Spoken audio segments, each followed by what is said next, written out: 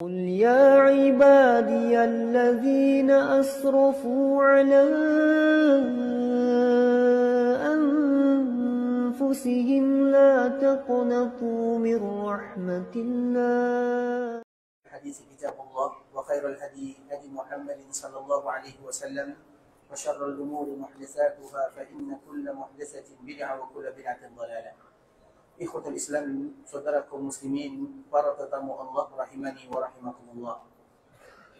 Alhamdulillah, Allah Subhanahu wa taala kembali memberikan kesempatan kepada kita bersama untuk bisa berada di dalam Masjid Rasulullah sallallahu alaihi wasallam, sebuah masjid yang akan memberikan kepada kita motivasi untuk meningkatkan keimanan dan ketakwaan kepada Allah Subhanahu wa taala. Karena memang di antara salah satu nama kota Madinah adalah Darul Iman. Sebagaimana yang disebutkan oleh Allah Subhanahu wa taala, walladzina tabawwa'ud dara wal iman, dan mereka yang menyediakan rumahnya kota keimanan untuk baginda Nabi yang mulia dan seluruh para sahabatnya dan secara umum untuk semua kaum muslimin. Sehingga di antara salah satu nama yang paling indah dimiliki oleh kota Madinah adalah Darul Iman, karena memang semua mereka yang datang ke kota Madinah, mereka berada di dalam Masjid Nabawi, seolah-olah mereka merasakan iman mereka semakin naik, dan naiknya keimanan adalah dengan ketakwaan dan ketaatan. Sehingga dengannya Nabi SAW menyebutkan, innal imana la ya'rizu ila al-Madinah kama ta'rizu al-hayyatu ila juhriha. Sesungguhnya iman itu akan kembali ke kota Madinah sebagaimana ular akan kembali ke sarangnya. Hadis Nabi yang mulia ini merupakan hadis yang sangat indah, yang apabila kita mengetahui maknanya, kita pun akan merasa bangga dan bersyukur kepada Allah Subhanahu wa taala. Karena Nabi SAW menyatakan, innal imana la ya'rizu ila al-Madinah. Sesungguhnya iman itu akan kembali ke kota Madinah sebagaimana ular akan kembali ke sarangnya. Maknanya bahwa sarangnya iman adalah kotanya Madinah. Apa makna daripada hadis Rasulullah SAW tersebut?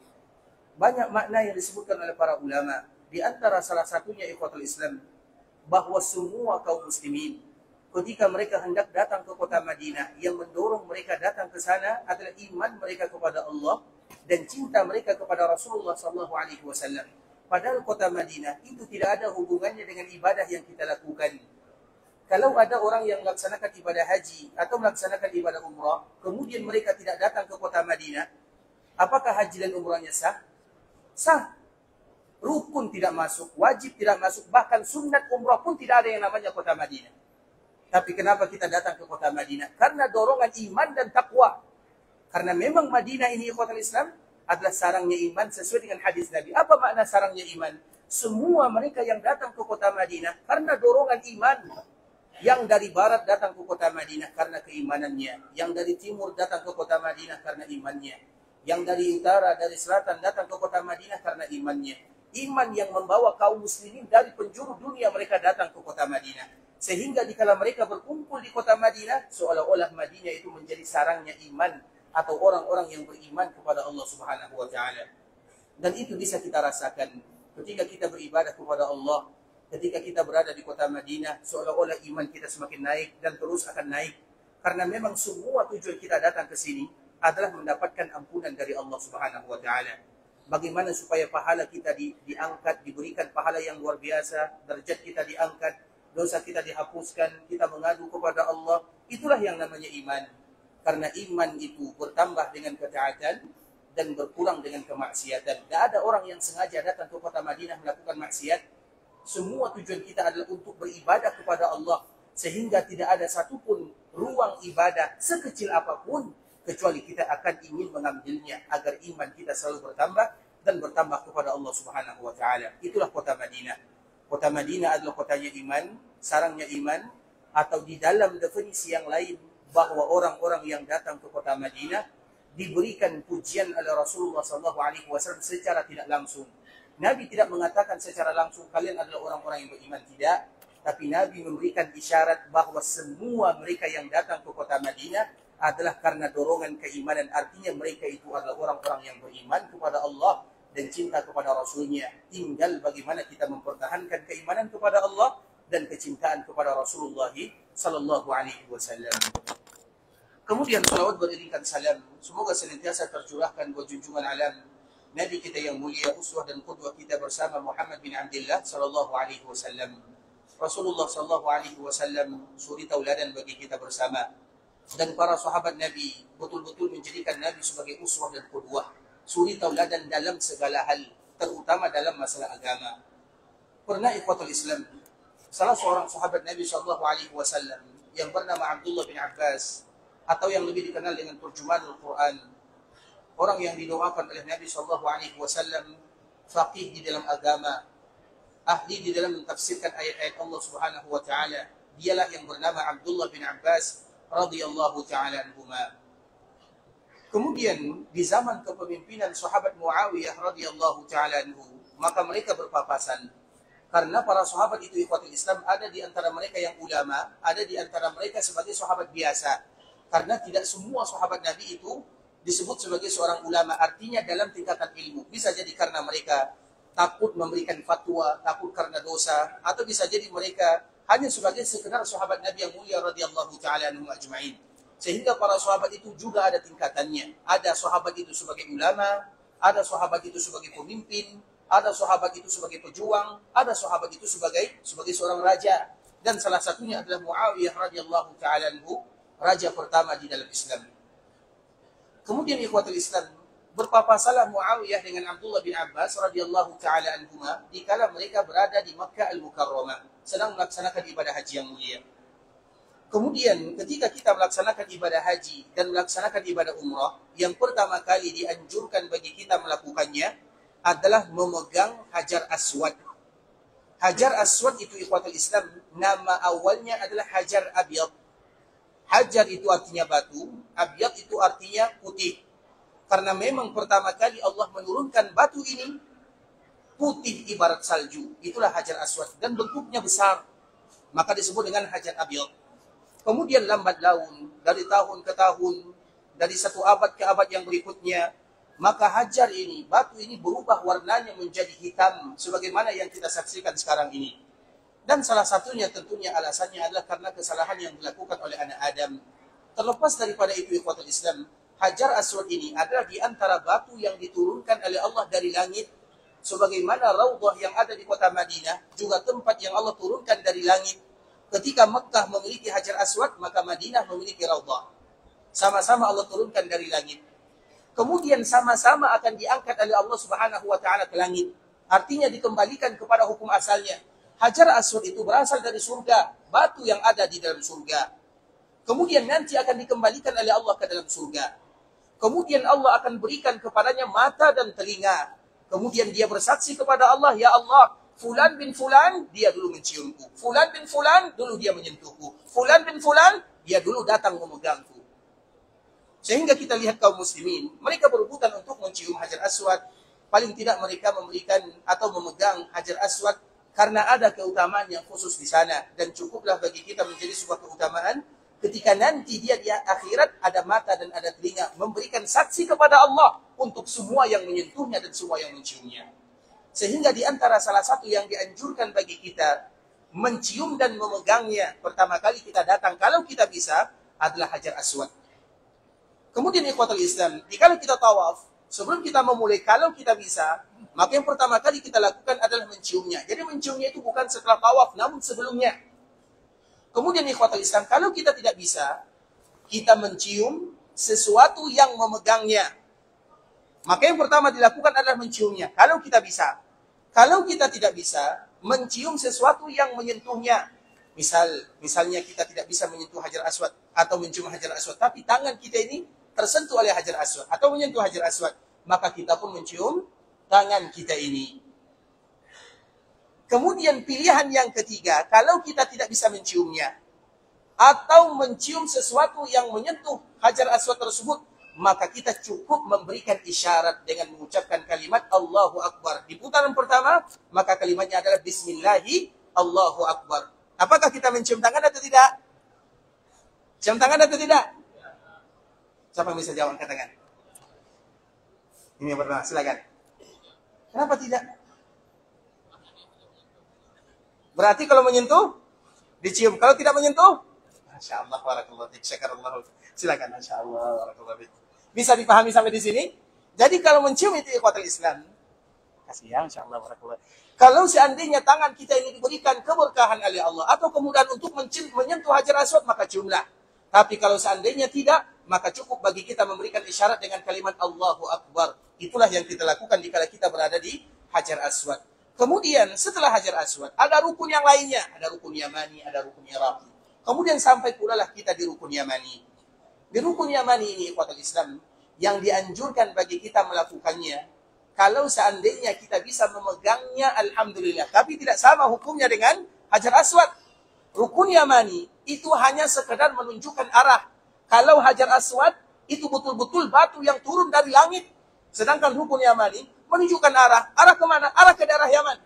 Maka disebut dengan rukun Yamani. Atau dia berada di kanannya Hajar Aswad. Maka disebut dengan rukun Yamani. Kemudian ikhwatul Islam, di antara sunnah yang dianjurkan oleh Nabi di sana adalah memegangnya. Kalau menciumnya tidak, itu khusus untuk Hajar Aswad. Tapi kalau untuk memegangnya silahkan kalau kita bisa. Kalau tidak bisa, maka lewat. Karena memang di antara sunnah Nabi adalah Rabbana atina fid dunya hasanah wa fil akhirati hasanah wa qina adzabannar. Itu yang kita baca. Kemudian ikhwatul Islam, tiba-tiba datanglah Muawiyah radhiyallahu ta'ala anhu berpapasan dengan Abdullah bin Abbas. Ketika sedang tawaf, apa yang dilakukan oleh sahabat Muawiyah? Dia menyentuh Hajar Aswad. Terutama dulu, mudah dan diberikan kemudahan. Kemudian rukun yang di depannya, rukun Syam, juga disentuhnya. Yang ada di sana, disentuhnya. Yang ada di Yaman, semuanya disentuhnya. Rukun tersebut semua disentuhnya. Boleh atau tidak melakukan perkara tersebut? Nah, ini sahabat Muawiyah radhiyallahu ta'ala anhu. Ini iparnya Nabi SAW. Dan dia terkenal dengan katibul wahyi. Orang yang menulis wahyu di zaman Nabi SAW. Boleh tidak kita melakukannya? Boleh jawab, tapi tanggung jawab. Siapa yang berani? Sebentar, silakan. Kenapa tidak? Kenapa tidak? Karena tidak dicontohkan oleh Rasulullah sallallahu alaihi wasallam. Masyaallah, silakan. Masyaallah, barakallahu fiik. Syakarallah lakum. Kasih Ikhwatul Islam. Nah, ketika Muawiyah radhiyallahu ta'ala anhu memegang semuanya, maka dilihat oleh Abdullah bin Abbas. Kemudian apa kata Abdullah bin Abbas? Wahai sahabat Muawiyah. Karena mereka sama-sama sahabat. Mereka umurnya sama-sama sahabat kecil. Muawiyah, anaknya Abu Sufyan, yang satu level dengan Nabi, adalah ayahnya. Sedangkan anaknya satu level dengan Abdullah bin Abbas. Sehingga sama mereka satu level. Kemudian ikhwatul Islam, maka disapa, ditegur oleh Abdullah bin Abbas. Wahai Muawiyah, kenapa kamu melakukan yang demikian? Maka apa jawaban Muawiyah? Apakah ada sesuatu yang ada di rumah Allah ini mahjura, sesuatu yang ditinggalkan? Artinya semua rumah ini, rumah Allah yang ada di bumi, boleh dipegang semuanya, tidak ada masalah. Apa salahnya? Seolah-olah itu jawaban Muawiyah radhiyallahu ta'ala anhu. Kemudian apa kata Abdullah bin Abbas radhiyallahu ta'ala anhu? Dia tidak hanya menjawab, atau dia hanya menjawab dengan firman Allah subhanahu wa ta'ala, laqad kana lakum fi rasulillahi uswatun hasanah. Sesungguhnya Rasulullah itu adalah suri tauladan yang mulia. Dalam masalah agama secara khusus, begitu juga dalam masalah dunia. Kalau seandainya Nabi menyentuh semua rukunnya, maka semua kaum muslimin akan menyentuhnya. Tapi Nabi tidak melakukan yang demikian. Seolah-olah itu jawaban Abdullah bin Abbas. Sehingga apa jawaban Muawiyah dikala mendengarkan Abdullah bin Abbas? Qala sadaqta. Engkau benar, wahai Abdullah bin Abbas. Artinya Nabi hanya memerintahkan kepada kita dua rukun ini. Sedangkan rukun yang berikutnya tidak dianjurkan bagi kita menyentuhnya, terutama dalam rangka ibadah. Tapi kalau ada di antara kita yang penasaran, misalnya penasaran nengok dinding Ka'bah, boleh tidak dia menyentuhnya? Itu lain cerita. Tapi kalau dalam rangka ibadah, bagian daripada ibadah, maka itulah yang dianjurkan oleh baginda Nabi yang mulia sallallahu alaihi wasallam, dan itulah makna firman Allah, laqad kana lakum fi rasulillahi uswatun hasanah. Sesungguhnya Nabi sallallahu alaihi wasallam adalah suri tauladan, uswah hasanah bagi kalian semuanya. Dan masalah ini kita contohkan kepada masalah-masalah yang lainnya, agar kita tahu apa makna daripada firman Allah Subhanahu wa taala, terutama di dalam masalah agama, semuanya harus merujuk kepada baginda Nabi yang mulia sallallahu alaihi wasallam. Dan alhamdulillah kita diberikan kemudahan oleh Allah melalui para ulama-ulama, mereka yang betul-betul menghabiskan hidupnya berjuang di jalan Allah, mengumpulkan hadis-hadis Rasulullah sallallahu alaihi wasallam, mereka memberikan kemudahan kepada kita untuk memudahkan agama dan untuk menyampaikan apa yang telah disampaikan oleh baginda Nabi yang mulia sallallahu alaihi wasallam. Namun intinya ikhwatul Islam, di antara kewajiban kita kepada Rasulullah sallallahu alaihi wasallam adalah ta'atuhu fima amar wa tasdiquhu fima akhbar wa jitinabu ma naha anhu wa zajar wa alla yu'badallahu illa bima syara'. Itu makna cinta kepada baginda Nabi yang mulia sebenarnya. Bagaimana kita taat kepada Nabi terhadap apa yang Nabi perintahkan, kita benarkan apa yang Nabi kabarkan, kita tinggalkan apa yang Nabi larang, dan kita tidak boleh beribadah kepada Allah kecuali dengan syariat yang diajarkan oleh baginda Nabi yang mulia. Sehingga di antara kewajiban kita harus tahu mana yang diajarkan oleh Nabi, mana yang tidak. Makanya terkhusus di dalam ibadah yang mulia ini, ibadah haji, ibadah umrah, Nabi betul-betul berpesan kepada kita bersama, khudhu anni manasikakum, atau di dalam riwayat yang lain, khudhu manasikakum. Hendaklah kalian betul-betul mengambil manasik. Manasik itu rentetan ibadah. Bagaimana tata cara kita beribadah? Khudhu anni, kata Nabi, ambil dari diriku. Dan ketika kita betul-betul bertanya, bagaimana Nabi umrah, bagaimana Nabi haji, bagaimana Nabi salat, bagaimana Nabi puasa, bagaimana Nabi zakat, bagaimana Nabi bermuamalah, maka di saat itulah kita baru menerapkan firman Allah Subhanahu wa taala, laqad kana lakum fi Rasulillahi uswatun hasanah. Namun kalau seandainya kita belum menerapkannya atau belum mempelajarinya, apakah ada di antara kaum muslimin mereka yang pernah bertanya kepada dirinya, bagaimana sih umrah yang dilakukan Nabi SAW? Bagaimana salat yang dilakukan oleh Nabi? Sudahkah kita baca hadis-hadis yang dibawakan oleh para ulama menunjukkan kepada kita bagaimana Nabi beribadah? Baru itu namanya laqad kana lakum fi Rasulillahi uswatun hasanah. Namun kalau kita belum mempelajarinya, maka tugas bagi kita bersama, terutama bagi mereka yang benar-benar cinta kepada baginda Nabi yang mulia, wa alla yu'badallahu illa bima syara'. Tidak boleh bagi kita beribadah kepada Allah melainkan dari jalur yang disyariatkan oleh Rasulullah sallallahu alaihi wasallam. Sehingga kita harus tahu apa hak dan kewajiban yang harus kita lakukan, dan di antara kewajiban kita bersama untuk mencintai baginda Nabi yang mulia, tidak boleh kita beribadah kepada Allah kecuali melalui jalur yang diajarkan oleh Rasulullah sallallahu alaihi wasallam. Ikhwatul Islam, saudara kaum muslimin, kemudian kita kembali melanjutkan. Di antara salah satu yang dianjurkan bagi kita melakukannya selama kita berada di kota Madinah adalah berziarah ke perkuburan Nabi sallallahu alaihi wasallam, berziarah ke perkuburan Abu Bakar As-Siddiq, Abu Bakar dan Umar radhiyallahu taala anhuma, kemudian berziarah ke perkuburan Baqi' al-Gharqad, kemudian juga berziarah ke perkuburan syuhada Uhud. 3 perkuburan inilah yang dianjurkan bagi kita untuk menziarahinya. Karena memang ziarah kubur ikhwatul Islam itu merupakan ijma' dan kesepakatan para ulama. Tidak ada orang yang mengingkari ziarah kubur. Ziarah kubur itu ijma' para ulama. Diambil dari hadis Nabi sallallahu alaihi wasallam. Apa kata Nabi sallallahu alaihi wasallam? Kuntu nahaitukum an ziyaratil qabr. Sesungguhnya dulu aku pernah melarang kalian berziarah kubur. Mengapa Nabi sallallahu alaihi wasallam melarang kaum muslimin mereka berziarah kubur? Karena Nabi sallallahu alaihi wasallam di awal berdakwah masih menanamkan iman, takwa dan akidah. Makanya kalau seandainya kita lihat dakwah Nabi SAW terutama di Mekah Al-Mukarramah 13 tahun lamanya, dakwah Nabi itu tidak ada berkaitan dengan masalah hukum. Makanya hukum-hukum dalam agama seperti misalnya ibadah salat. Kapan baru diwajibkan? Setelah Nabi melakukan Mi'raj. Kapan tahunnya? Tahun-tahun terakhir Nabi SAW akan meninggalkan Mekah Al-Mukarramah. Kemudian setelahnya, ibadah puasa. Kapan baru diwajibkan? Puasa. Zakat. Haji. Kapan diwajibkan? Siapa yang tahu? Ini rukun Islam semuanya. Sila. Itu tahun kedua Hijriah itu apa? Puasa. Kalau haji? Tahun ke-7, tahun ke-6. Tahun ke-10. Betul? Masya Allah. Silakan. Masya Allah. Barakallahu fiik. Allah juga khairan.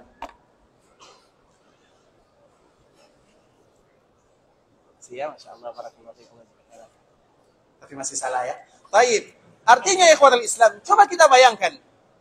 Ibadah-ibadah rukun Islam yang lainnya. Kapan diwajibkan dikala Nabi berada di kota Madinah? Dan itu baru di akhir-akhir diwajibkan semuanya. Di awalnya apa yang diwajibkan dan ditekankan? Iman, takwa, akidah. Itu semua dakwah Nabi SAW. Begitu juga dengan ziarah kubur. Kenapa dulu Nabi melarang berziarah kubur? Karena iman kaum muslimin belum terlalu mantap dan kuat. Sehingga nanti tidak bercampur. Karena orang dulu berziarah kubur itu ikhwatul Islam bukan hanya ada di umat Nabi, tidak. Mulai dari zaman Nabi Adam. Secara khusus mulai dari zaman Nabi Nuh. Itu yang namanya ziarah kubur, sesuatu yang lumrah, yang masyhur. Tapi kenapa dulu Nabi melarangnya? Sebentar. Sampai iman itu kokoh di dalam jiwa dan raga para sahabat Nabi yang mulia. Agar tata caranya berbeza dengan orang-orang terdahulu. Makanya kita bertanya, orang dahulu bagaimana mereka cara berziarah kubur? Iya, mereka berziarah kubur. Tapi mereka meminta di sana. Mereka juga berziarah kubur. Mereka mencium perkuburannya. Mereka berziarah kubur. Namun mereka mengusap-ngusapnya. Dan itu yang mereka lakukan. Mereka itu siapa? Ahlul kitab. Makanya imam yang selalu kita sebutkan ikhwatul Islam. Kalau kita ingin lebih mengetahui tentang bagaimana tata cara berziarah kubur orang terdahulu, maka dituliskan oleh salah seorang imam yang masyhur. Dan selalu kami sebutkan. Namanya adalah Muhammad bin Ahmad. Yang meninggal pada tahun 505 Hijriah. Namanya Muhammad bin Ahmad. Siapa yang kenal? Kalau kita tambah lagi sedikit. Namanya adalah Muhammad bin Ahmad. Meninggal pada tahun 505 Hijriah. Yang lebih dikenal dengan Imam Abu Hamid. Siapa yang kenal? Abu Hamid. Siapa yang angkat tangan? Imam? Betul nih. Betul? Pasti? Masya Allah, silakan. Masya Allah, warakallahu. Imam Al-Ghazali ma'ruf bagi kita semuanya ikhwatul Islam. Dia punya catatan, terutama bagaimana tata cara dulu orang berziarah. Makasih saya, syakarallah alaikum. Bagaimana dulu orang berziarah, disebutkan orang dulu, terutama ahli kitab, kalau mereka berziarah, mereka mengusap-usap perkuburannya. Mereka mencium-cium perkuburannya. Mereka mengambil tanah dari perkuburannya. Itu semuanya adalah perbuatan orang-orang terdahulu ahli kitab. Dan itu masyhur di Makkah Al-Mukarramah. Makanya Nabi larang para sahabatnya. Kuntu nahaitukum. Aku larang dulu kalian. Kenapa? Supaya tidak bercampur. Tidak sama. Kemudian setelah iman kuat. Kemudian akidah mereka kokoh. Maka apa kata Nabi?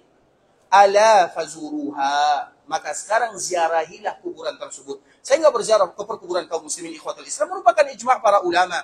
Hanya saja yang harus kita perhatikan. Tidak boleh tata caranya sama dengan ahli kitab. Sebagaimana tadi yang telah disinggung sedikit oleh Imam Muhammad bin Ahmad rahimahullahu ta'ala. Itu yang membedakan. Kaum muslimin apa tujuannya mereka berziarah ke perkuburan Nabi? Ke perkuburan sahabat Nabi? Ke perkuburan Abu Bakar dan Umar? Ke perkuburan Baqi'? Ke perkuburan Uhud? Tujuannya ada dua. Yang pertama manfaatnya bagi orang yang berziarah. Yang kedua manfaatnya bagi mereka yang berziarah. Itu adalah di antara tujuannya. Maka itu merupakan di antara ijma' kaum muslimin. Dan kita pun ikhwatul Islam mengetahui hadis Nabi SAW. Bahkan ini termasuk di antara pesan Nabi SAW terkhusus Nabi. Nabi itu ikhwatul Islam sebelum dia meninggal pernah bermohon kepada Allah. Salah satunya adalah riwayat yang dibawakan oleh Imam Malik, seorang imam yang lahir di kota Madinah, mengajar di kota Madinah, wafat juga di kota Madinah. Namanya adalah Imam Malik bin Anas Al-Asbahi Al-Himyari rahimahullahu ta'ala. Yang lahir pada tahun 93 Hijriah, meninggal pada tahun 179 Hijriah. Imam Malik rahimahullahu ta'ala. Sehingga dengannya ikhwatul Islam, dia pun menyebutkan salah satu nukilan doa Nabi SAW, Allahumma la taj'al qabri wasanan yu'bad. Ya Allah, jangan jadikan perkuburanku sebagai wasan. Wasan itu artinya adalah sesembahan yang tidak berbentuk. Maka ada namanya sanamun, ada namanya wasanun. Kalau sanam itu adalah peribadatan yang diibadati selain Allah namun ada bentuknya. Kalau wasanun, sesuatu yang tidak ada bentuknya. Misalnya apabila ada orang yang menyembah matahari, maka matahari itu disebut dengan wasan atau sanam. Wasan atau sanam? Sanam. Karena apabila ada bentuknya, maka itu disebut dengan sanamun. Kalau ada orang yang menyembah, kalau bahasa kitanya makhluk halus misalnya, maka itu sanamun atau wasanun. Wasanun karena tidak ada bentuknya, tidak jelas.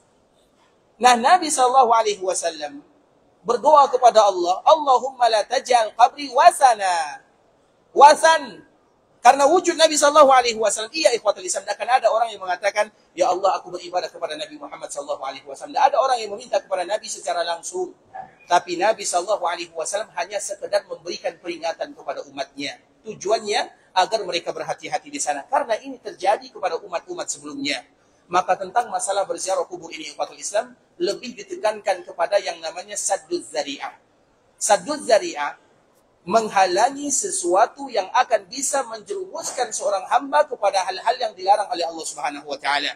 Dan semua yang bisa menjuruskan atau yang mendekatkan hamba kepada hal tersebut, maka dilarang di dalam agama. Maka itu yang disebut dengan sadduz zari'ah. Untuk lebih mudahnya ya Fathul Islam, contohnya kita contohkan kejadian yang terjadi di Masjid Nabawi ini. Tadi ketika kita sholat maghrib, dan kita tahu di Masjid Nabawi setiap kali ada muazzin atau imam, maka ada namanya wisal. Wisal itu apa artinya? Yang menyambung suara. Kenapa perlu orang menyambung suara? Padahal imam itu mikrofonnya sampai kepada kita semua. Ya atau tidak? Apa gunanya orang yang tadi menyambung bahasa imam? Imam mengatakan Allahu Akbar, dia kembali mengulang Allahu Akbar. Itu namanya wisal. Disambung. Apa gunanya? Kemungkinan suara imam itu tidak sampai berapa persen? Tidak ada. Dan baru tadi. Baru tadi artinya kita dengar tapi sedikit. Namun itulah gunanya wisal atau yang menyambung suara. Kemungkinan yang sedikit ini ikhwatul Islam ditutup. Coba kalau seandainya tidak ada dia. Bagaimana kita ruku, bagaimana kita sujud. Akan kacau kita semuanya. Itu namanya sadduz zari'ah. Kemungkinan terjadi itu sedikit saja. Begitu juga dengan ziarah kubur. Orang yang meminta ke perkuburan Nabi SAW, ya Rasulullah, mudahkan urusanku, berikan kepadaku rezeki, lancarkan urusanku, berikan kepadaku keturunan. Mungkin tidak ada. Tapi ada, walaupun sedikit. Nah, sehingga Nabi SAW, semua hal-hal yang bisa menjatuhkan seseorang kepada hal yang tidak diridhai oleh Allah, maka Nabi hambat itu semua. Maka di antara salah satunya doa Nabi SAW. Allahumma la taj'al qabri wasanan yu'bad. Sehingga dengan doa ini, ikhwatul Islam, di antara salah satu kemuliaan yang Allah berikan kepada umat Nabi, semua kita sebagai umat Nabi, kita tahu di mana Nabi dikuburkan. Nabi wafat di kota Madinah. Nabi dikuburkan di biliknya atau di kamarnya ibunda kita Aisyah radhiyallahu taala anha. Siapapun kaum muslimin, kalau mereka ditanya di mana Nabi wafat, semuanya menjawab Nabi wafat di kota Madinah. Di mana Nabi meninggal, semua kita tahu. Nabi meninggal di dalam rumah ibunda kita Aisyah. Di mana Nabi dikuburkan? Nabi dikuburkan di mana dia meninggal. Kaum muslimin tahu. Sedangkan para nabi yang lainnya, kebanyakan mereka tidak tahu. Bukan tidak ada perkuburannya, tapi tidak tahu di mana perkuburannya. Kenapa demikian? Karena Allah ingin menjaga perkuburan para nabi dan para rasul tersebut. Siapa di antara kita yang tahu di mana perkuburan Nabi Ibrahim alaihissalam? Yang memastikan tidak ada. Di mana Nabi Musa dikuburkan? Juga tidak tahu. Kenapa demikian ikhwatul Islam? Dengan ketidaktahuan kita tentang perkuburan mereka, itu bukti Allah menjaganya. Karena kalau seandainya perkuburan para nabi dan para rasul tersebut diketahui ikhwatul Islam, maka banyak perkara-perkara yang terjadi di perkuburannya. Lantas bagaimana dengan perkuburan Nabi? Perkuburan Nabi dijaga oleh Allah. Kenapa dijaga oleh Allah? Berbeda dengan para nabi yang lainnya. Kenapa berbeda? Karena Nabi berdoa sebelum Nabi wafat. Kalau Nabi tidak wafat, maka kita tidak akan tahu di mana Nabi kita dikuburkan. Kalau kita tidak tahu di mana Nabi dikuburkan, maka bagaimana kita berziarah ke perkuburan Nabi SAW? Sehingga artinya di antara bentuk kemuliaan yang Allah berikan kepada umat Nabi, kita mudah berziarah ke perkuburan Nabi. Karena semua kita tahu di mana Nabi SAW dikuburkan. Kenapa kita tahu? Karena sebelum wafat, Nabi berdoa kepada Allah agar perkuburannya tidak sama dengan perkuburan orang-orang sebelumnya. Karena masalah perkuburan ini ikhwatul Islam adalah masalah yang sensitif. Kadang salah melangkah, bisa jadi kita mendapatkan hal-hal yang tidak atau melakukan hal-hal yang tidak diridhai oleh Allah Subhanahu wa taala. Dan itu juga pernah terjadi ikhwatul Islam. Para nabi, kita tahu kedudukannya di sisi manusia dan kedudukannya di sisi Allah Subhanahu wa taala. Ada sebuah kisah. Semoga kisah ini memberikan manfaat kepada kita bersama. Ini terjadi di zaman Umar bin Khattab. Umar bin Khattab adalah seorang pemimpin kaum muslimin. Dia memimpin setelah Abu Bakar As-Siddiq dipanggil oleh Allah pada tahun 13 Hijriah. Pada tahun ini Umar bin Khattab, maka dia mulai memimpin kaum muslimin.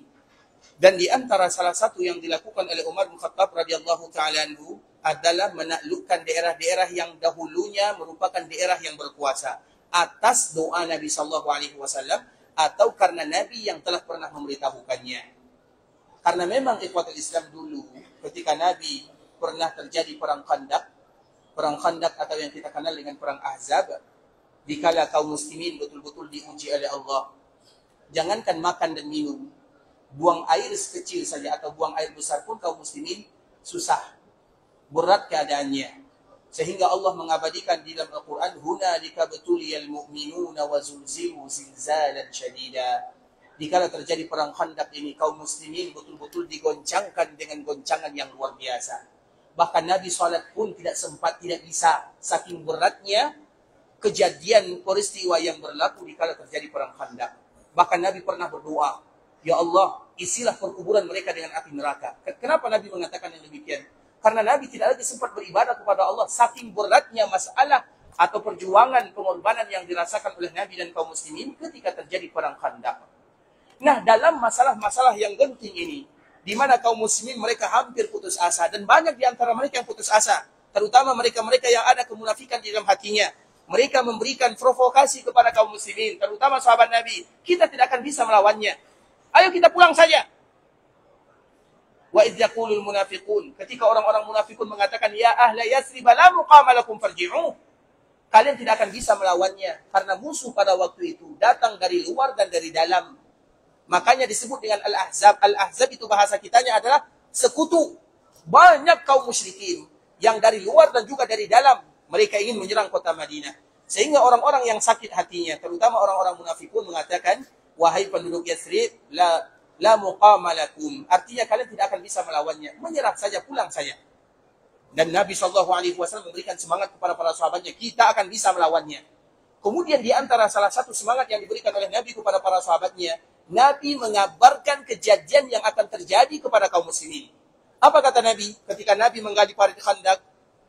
Allahu Akbar. U'titu mafatihah Faris, u'titu mafatihah Syam, u'titu mafatihah Yaman. Allahu Akbar.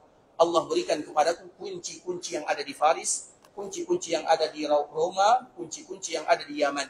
Artinya daerah ini, 3 daerah yang berkuasa ini akan tunduk di bawah kekuasaan kaum muslimin. Dan kapan itu terjadi? Bukan di zaman Nabi. Tapi Nabi telah memberikan prediksi bahwa itu akan terjadi kepada kaum muslimin.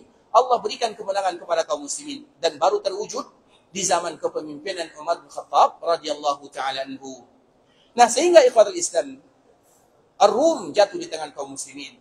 Faris semuanya, kerajaannya jatuh kepada kaum muslimin. Semua daerah-daerah, terutama daerah yang ada di barat dengan di timur. Karena memang kekuasaan kaum muslimin, Nabi menyebutkan Islam itu akan menguasai barat dan timur. Makanya yang banyak masuk Islam itu adalah yang bagian barat dan bagian timur. Utara dengan selatan sedikit. Kenapa demikian? Nabi yang menyebutkan. Dan alhamdulillah kita termasuk orang timur. Dan alhamdulillah kita termasuk umat Nabi SAW. Itu adalah karunia dan kasih sayang Allah Subhanahu wa taala kepada kita bersama. Itu nikmat yang harus kita syukuri. Kemudian ikhwatul Islam, ketika daerah Faris ini sudah ditaklukkan, maka ada masalah yang besar. Apa masalahnya? Abu Musa al-Asy'ari radhiyallahu ta'ala anhu, dia bertugas menyurati Amirul Mukminin Umar bin Khattab radhiyallahu ta'ala anhu. Apa masalahnya? Ternyata ada masalah yang lebih besar dibandingkan dengan penaklukan Faris. Ada lagi masalah yang lebih besar. Apa masalahnya? Mereka menemukan sosok orang yang sudah meninggal, tapi tidak berubah wujudnya. Artinya, kalau orang yang meninggal, maka tentunya jasadnya mengeluarkan bau, ataupun ada perubahan-perubahan dalam dirinya. Tapi kalau seandainya dia tidak berubah, maka pasti itu adalah Nabi atau Rasul. Karena satu-satunya jasad yang dijamin oleh Allah Subhanahu wa taala untuk dijaga adalah jasadnya para Nabi dan para Rasul. Kalau seandainya kita lihat Nabi meninggal di hari apa? Hari Senin. Kapan Nabi dikuburkan? Di malam Rabu. Ada yang menyebutkan di sore Selasa, ada yang menyebutkan di pagi Rabunya. Kalau seandainya Nabi tidak dikuburkan, apakah jasad Nabi akan mengeluarkan bau? Tidak sama sekali. Nabi dijaga oleh Allah di kala Nabi hidup, di kala Nabi wafat. Jasad Nabi tidak akan pernah berubah selama-lamanya. Bahkan sekarang di kala Nabi SAW dikuburkan, ingat, Allah mengharamkan tanah untuk menyentuh jasad Rasulullah SAW. Artinya dijaga oleh Allah Azza wa Jalla. Nah, begitu juga di kala di Faris ini ada satu jasad yang sama. Artinya tidak disentuh oleh tanah atau tidak disentuh oleh tidak ada baunya, dijaga oleh Allah Azza wa Jalla. Maka sudah pasti itu merupakan jasad salah seorang nabi atau salah seorang rasul. Kemudian ikhwatul Islam, ada yang menyebutkan namanya adalah Daniel. Daniel ini ikhwatul Islam diceritakan oleh Imam Ibnu Katsir rahimahullahu taala di kitabnya Al-Bidayah wa Nihayah. Maka apa yang dilakukan oleh Umar? Sebelum Umar ini memberikan instruksi, maka dia bertanya, apa sih yang dilakukan oleh orang-orang yang ada di sana? Ketika ada mayat ini di sana, apa yang mereka lakukan? Maka Abu Musa, sahabat Abu Musa ini bertanya kepada orang-orang yang ada di sana, apa gunanya? Kenapa kalian tidak kuburkan? Apa jawaban orang-orang yang ada di sana? Setiap kami ada masalah, dan masalah yang paling berat dihadapi, itu adalah masalah kemarau panjang. Terutama di daerah-daerah sini, daerah yang gurun Sahara, gurun pasir, dan yang semisalnya. Kalau seandainya tidak ada hujan, bagaimana mereka akan hidup? Tanah tidak ada mengeluarkan air, bagaimana mereka bisa hidup? Sehingga di antara salah satu musibah yang paling berat adalah masalah kemarau panjang. Dan itu pernah dirasakan di zaman Umar bin Khattab radhiyallahu ta'ala anhu pada tahun ke-18 Hijriah.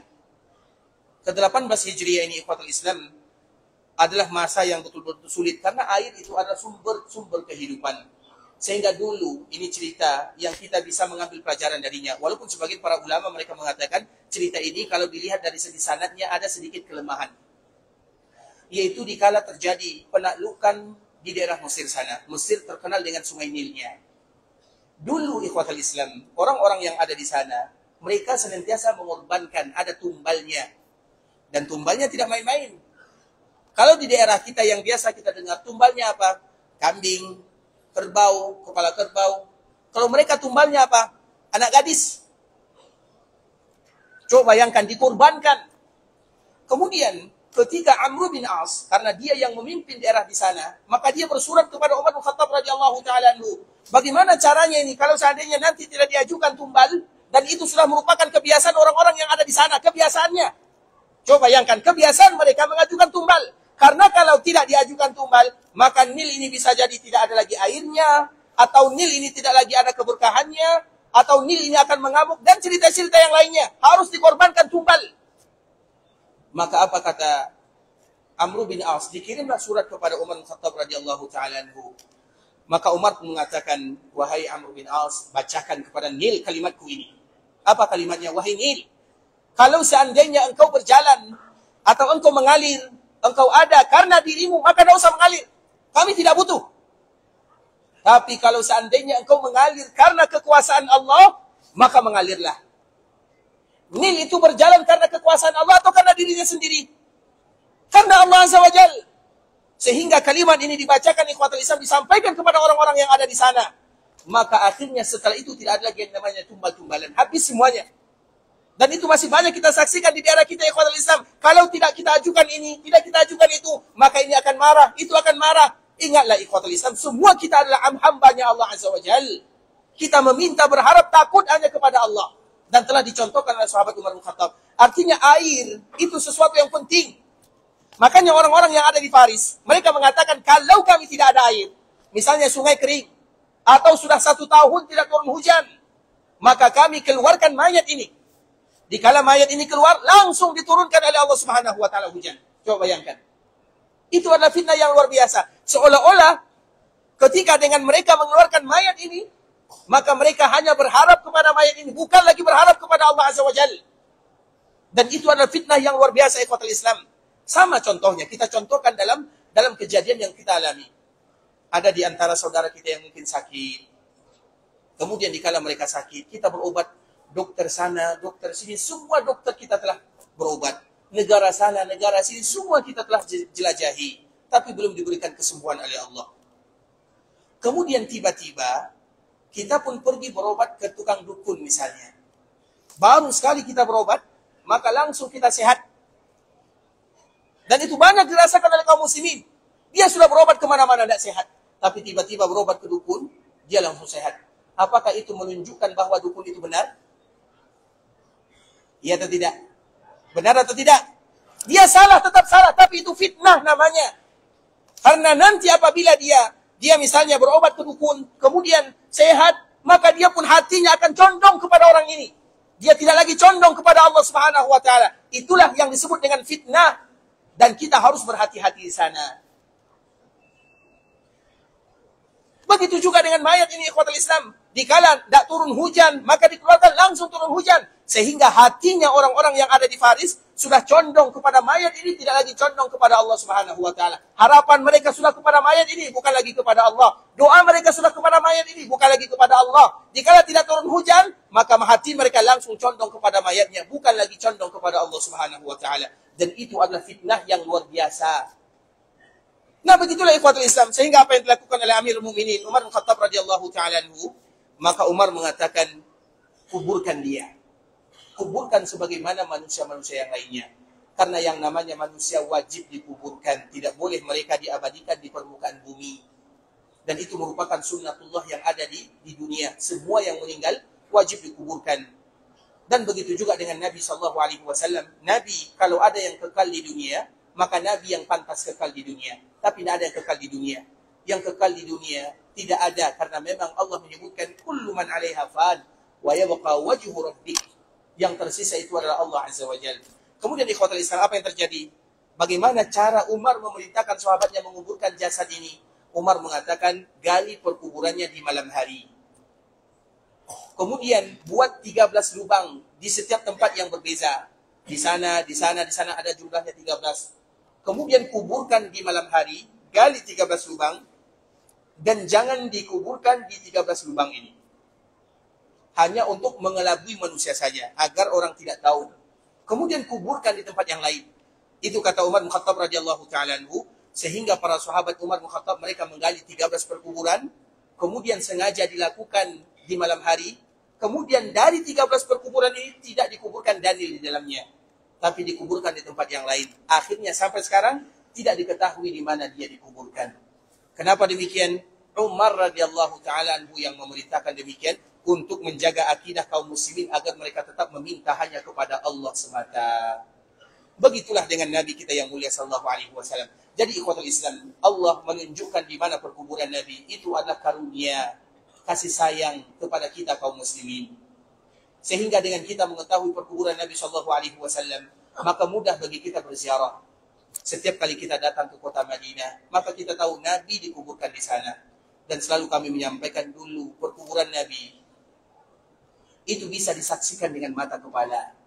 Sekarang kalau kita berziarah ke perkuburan Nabi, bagaimanapun kita melihat, berusaha untuk melirik, kita tidak akan pernah melihat bagaimana Nabi dikuburkan atau bagaimana bentuk perkuburan Nabi SAW.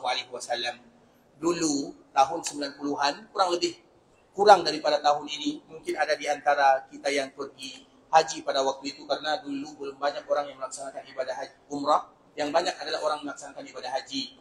Tahun 90-an atau 90-an kurang, maka ingat ikhwatul Islam, perkuburan Nabi itu masih tampak sebagaimana kita melihat perkuburan yang ada di Baqi' sana. Yang ada di Baqi' sana kita melihat perkuburan Aisyah. Kita tahu ini perkuburan Aisyah. Kita tahu ini perkuburan putri Nabi yang bernama Zainab, Ummu Kulsum, Ruqayyah. Kita tahu ini adalah perkuburan putra Nabi bernama Ibrahim. Kita tahu ini adalah perkuburan sahabat Utsman bin Affan. Dan ini semuanya merupakan perkuburan para sahabat Nabi. Begitu juga dengan perkuburan Nabi. Dulu semua mereka yang datang ke kota Madinah, mereka melihat ini perkuburan Nabi. Mereka tampak dengan mata kepalanya. Ini perkuburan Abu Bakar As-Siddiq. Ini perkuburan Umar bin Khattab dulu. Artinya ikhwatul Islam, baru beberapa tahun saja, 30 atau 35 tahun. Kaum muslimin muda untuk berziarah ke perkuburan Nabi. Dan mereka pun bebas melihat perkuburan Nabi SAW. Dan dengan itu pula lah, dikala mereka berziarah, mereka pun mengucapkan doa, mengatakan kalimat-kalimat yang indah ketika mereka berziarah ke perkuburan Nabi SAW. Maknanya apa? Perkuburan Nabi. Kenapa semua kita tahu? Karena Allah yang menjaganya dan karena permintaan baginda Nabi yang mulia SAW. Maka itu merupakan di antara kasih sayang Allah kepada kita, agar dikala kita tahu ini perkuburan Nabi, mengingatkan kepada kita bagaimana perjuangan Nabi, bagaimana mengingatkan dikala Nabi berada di kota Madinah, apa perjuangan-perjuangan yang dilakukan oleh baginda Nabi yang mulia SAW, sehingga kita lebih dekat dengan Nabi SAW. Bukankah kita selalu mengatakan ikhwatul Islam, terutama bagi kita yang ada di kota Madinah, Nabi SAW ada di antara kita. Jarak kita dengan baginda Nabi yang mulia hanya beberapa langkah sahaja, sehingga semua kita yang ada di kota Madinah seolah-olah kita bertetangga dengan Rasulullah SAW. Makanya orang-orang Madinah di dalam tulisan-tulisan mereka disebutkan di antara salah satu kemuliaannya adalah jiwaru Rasulullah SAW. Mereka itu tetangga Nabi SAW. Mengapa mereka berani mengatakan tetangga Rasul? Karena semua kita tahu itu Nabi di sana letaknya. Sehingga kita bangga dan bersyukur kepada Allah. Harapan kita apa? Ketika Allah mudahkan kita bisa bertetangga dengan Nabi di dunia, maka kita pun berharap agar bisa bertetangga dengan Nabi di dalam surga untuk selama-lamanya. Artinya ikhwatul Islam, itulah diantara kewajiban yang harus kita lakukan ketika kita berziarah ke perkuburan Nabi SAW. Begitu juga perkuburan sahabat Nabi Abu Bakar dan Umar radhiyallahu taala anhuma. Jadi berziarah ke perkuburan itu merupakan diantara salah satu yang dianjurkan, bahkan bukan diwajibkan ikhwatul Islam, tapi ditekankan manfaatnya kembali kepada mereka yang berziarah dan manfaatnya kembali kepada mereka yang diziarahi.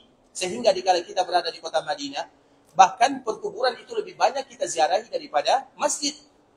Makanya 5 tempat yang kita sebutkan kemarin sebelumnya. Yang pertama Masjid Nabawi dan yang kedua Masjid Quba. 2 masjid yang dianjurkan bagi kita berziarah. Sedangkan masjid lain tidak dianjurkan bagi kita berziarah. Tapi kalau ada di antara kaum muslimin yang berziarah, ingin melihat nilai sejarah, tidak menjadi masalah. Tapi yang betul-betul dianjurkan ada nilai pahala dan sejarah di dalamnya, hanya 2 sahaja.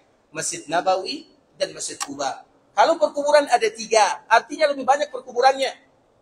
Perkuburan Nabi SAW dan kedua sahabatnya Abu Bakar dan Umar radhiyallahu taala anhuma, perkuburan Baqi al-Gharqad, perkuburan syuhada Uhud. Artinya ikhwatul Islam bahwa Nabi SAW betul-betul menganjurkan kepada kita untuk berziarah ke perkuburan ini. Tinggal bagaimana tata cara kita berziarah ke perkuburan Nabi, ke perkuburan sahabat Nabi, ke perkuburan keluarga Nabi, baik yang ada di Baqi ataupun yang ada di perkuburan syuhada Uhud.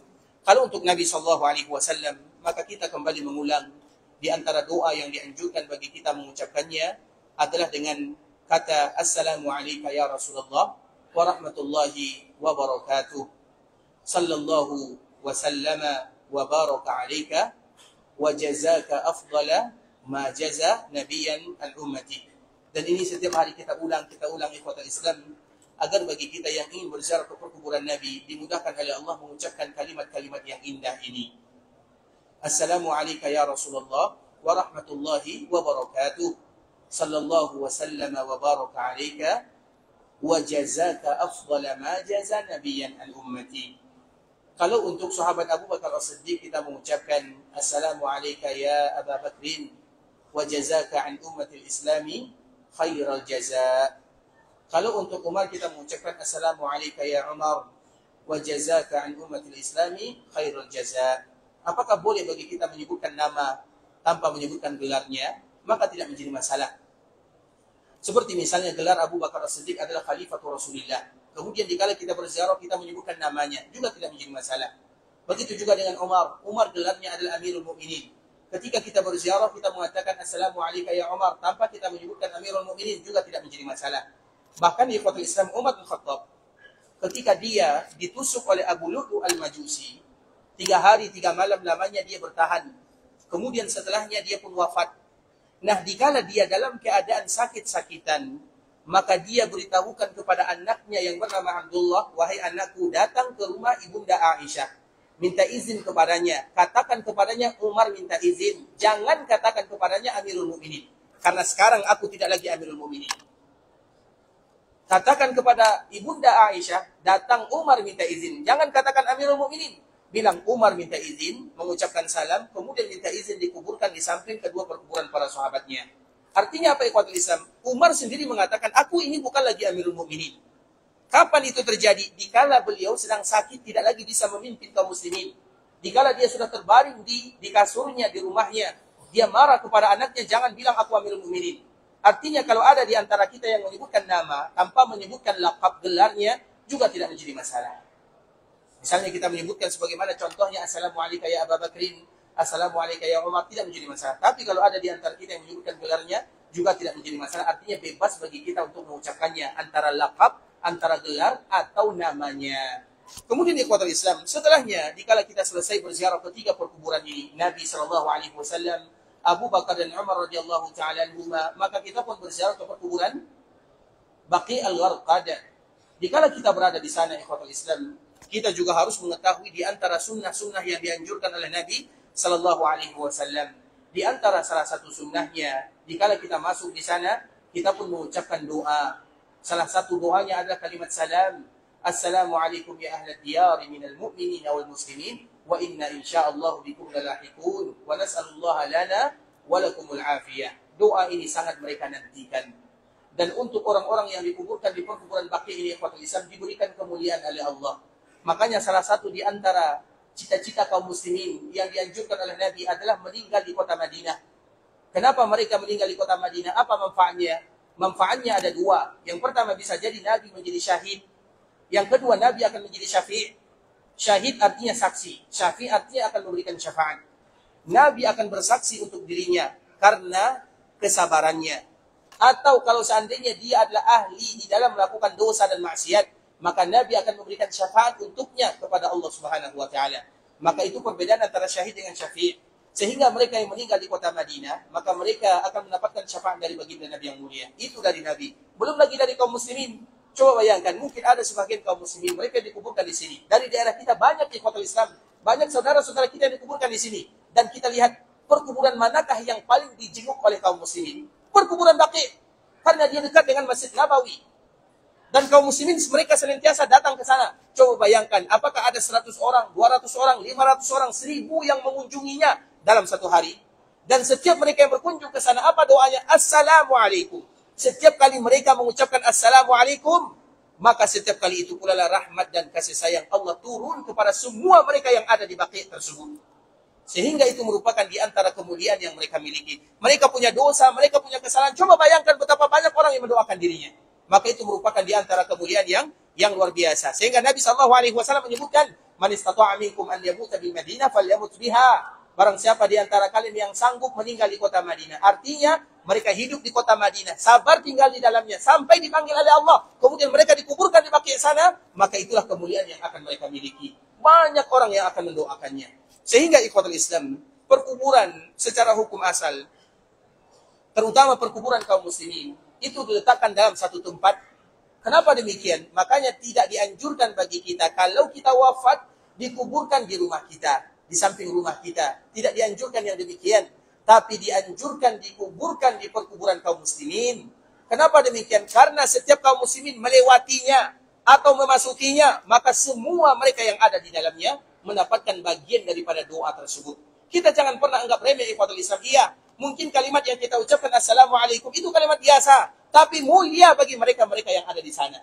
Karena mereka tidak ada lagi amalannya. Yang mereka tunggu adalah manfaat yang bisa diberikan kepada dirinya, terutama dari mereka-mereka yang masih hidup. Orang yang meninggal, mereka hanya bisa menampung. Mereka tidak lagi bisa beramal. Dan di antara salah satu tampungan mereka adalah kalimat yang keluar dari kaum muslimin. Lisannya, Assalamualaikum ya ahla diyari minal mu'minin wal muslimin wa inna insyaallah bikum lalahiqun. Sehingga ikhwatul Islam, di antara sunnah adab yang pertama dikala kita berada di perkuburan syuhada atau dikala kita berada di perkuburan Baqi al-Gharqad, jangan pernah bosan kita mengucapkan kalimat salam ini, Assalamualaikum. Dan alhamdulillah, pertama kali kita masuk, maka itu ada spanduk besar dengan berbagai macam bahasa. Ada bahasa Arabnya, ada terjemahannya. Itu yang kita baca. Kalau kita tidak hafal, kita bisa baca. Kalau kita tidak bisa bahasa Arabnya, kita baca, ucapkan Assalamualaikum saja, maka itu sudah cukup. Karena itu penting dan berharga sekali bagi mereka-mereka yang ada di dalamnya. Kemudian ikhwatul Islam, juga di antara sunnah yang dianjurkan bagi kita, terutama berziarah kubur secara khusus. Karena berziarah kubur ini ikhwatul Islam, sebagaimana tadi kita sebutkan, itu merupakan sunnah Nabi, ijma' para ulama. Dan dikala kita berziarah, adabnya yang pertama adalah berdoa. Kemudian ikhwatul Islam, kita juga dianjurkan kalau bisa, dikala kita berziarah, itu buka sandalnya. Makanya kita lihat sebagian kaum muslimin, terutama mereka yang berziarah ke perkuburan Baqi, kadang mereka sengaja tidak membawa sandal. Mulai dari mereka berjalan, menggotong atau membawa mayatnya. Mereka tidak ada sandalnya. Bukan berarti mereka tidak tahu, mereka sengaja melakukan yang demikian.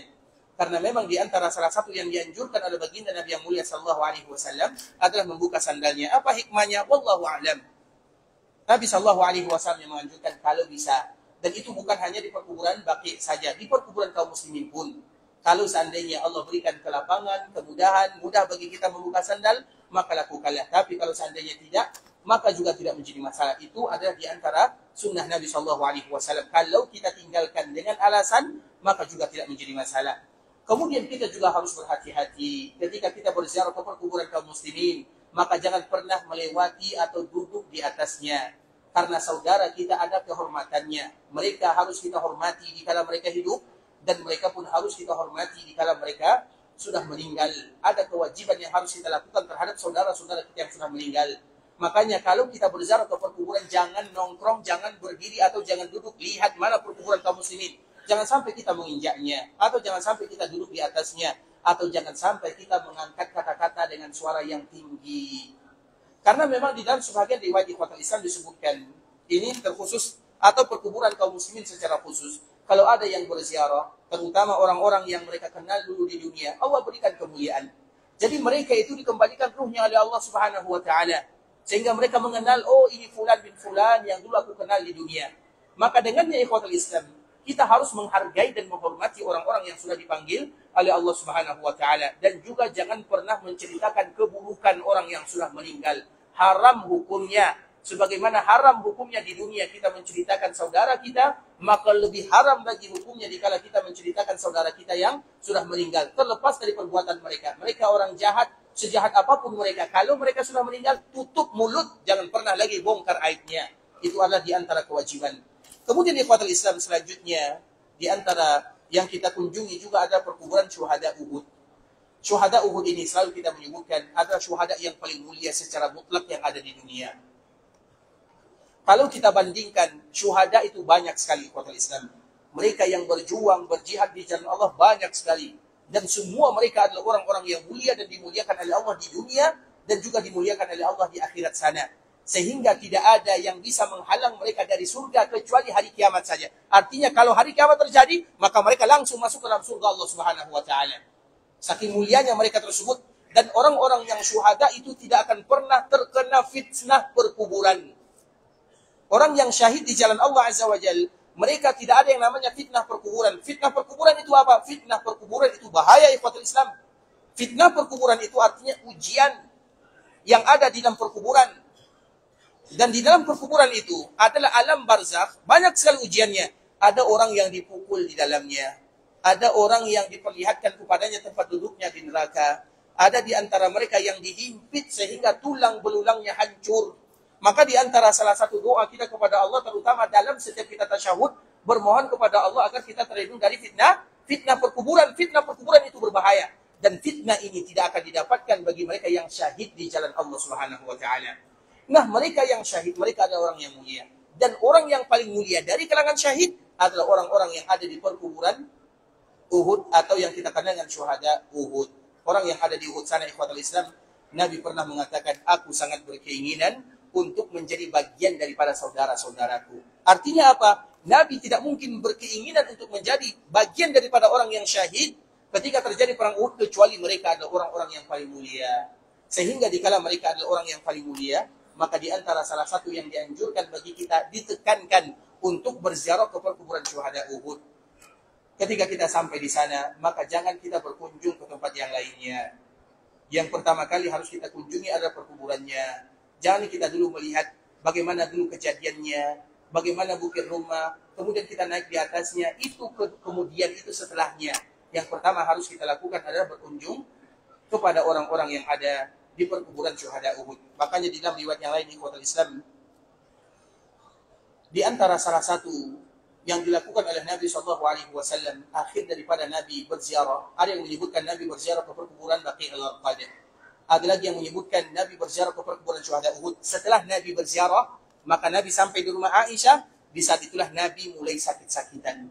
Nabi sakit kepalanya, demam tinggi. Kemudian seolah-olah di sini ada yang menghalangnya.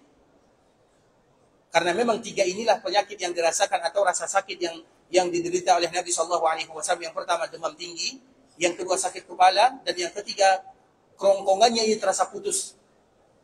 Dan kapan dirasakan oleh Nabi? Setelah berziarah ke perkuburan Uhud, dan setelah berziarah ke perkuburan syuhada, atau syuhada Uhud, dan ke perkuburan Baqi'. Artinya, betul-betul ditekankan bagi kita berziarah ke sana. Sehingga akhir daripada amalan Nabi SAW adalah berziarah kedua perkuburan ini. Kemudian ada riwayat yang menyebutkan ketika Nabi berziarah ke perkuburan syuhada Uhud, Nabi menyebutkan, antumus sabiqun wa nahnu lahiqun.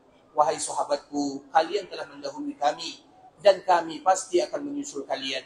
Dan benar adanya ikhwatul Islam, hanya beberapa hari setelah Nabi berziarah, maka Nabi pun menyusul sahabat-sahabatnya.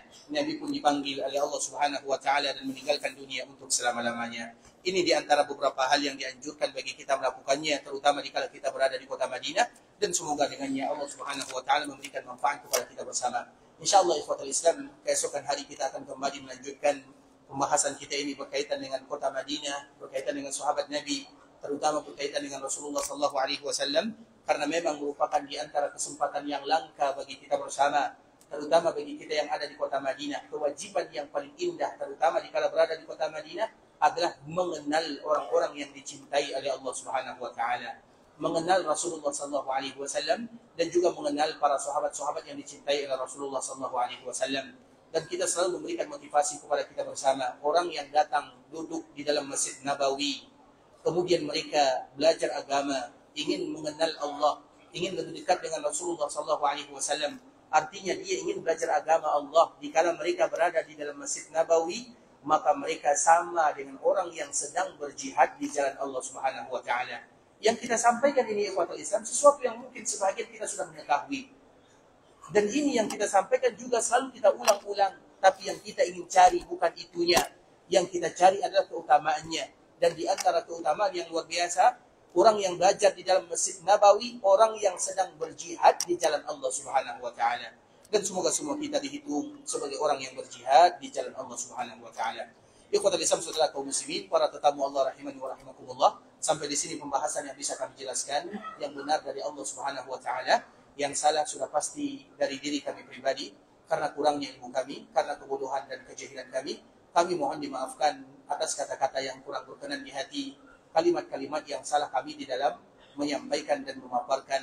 Dan insya Allah besok kita akan kembali melanjutkan pembahasan yang berikutnya.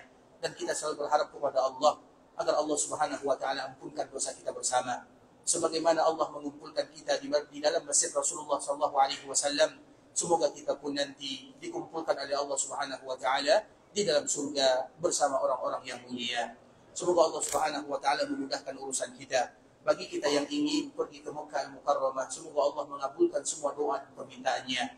Allah terima semua amal ibadahnya. Allah jadikan ibadah yang mereka lakukan, umrah yang mereka kerjakan adalah umratan mabrurah, wa sa'yan mashkura, wa dhanban maghfura. Kalau ada di antara kita yang ingin pulang ke kampung halaman, semoga Allah berikan kemudahan dalam perjalanan, lancarkan setiap urusan, kembalikan mereka bersama keluarga yang mereka tinggalkan dalam keadaan sehat walafiat. Dan kita selalu berharap kepada Allah agar kita diberikan istiqamah dan juga diberikan husnul khatimah.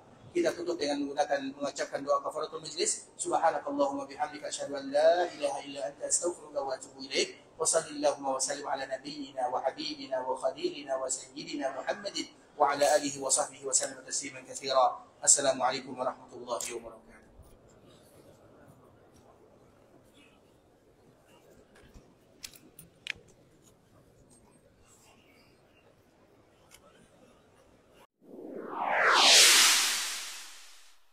قل يا عبادي الذين أسرفوا على أنفسهم لا تقنطوا من رحمة الله